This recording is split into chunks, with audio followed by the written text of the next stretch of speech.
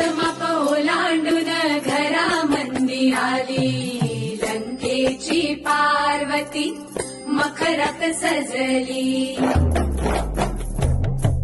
शालू तला मोर डोळे मिटून बसला, पोते तला मणी हिरव्या चुड्याला हसला. कपाळीचं कुंकू आता दैवाला पुसत, सुख म्हणजे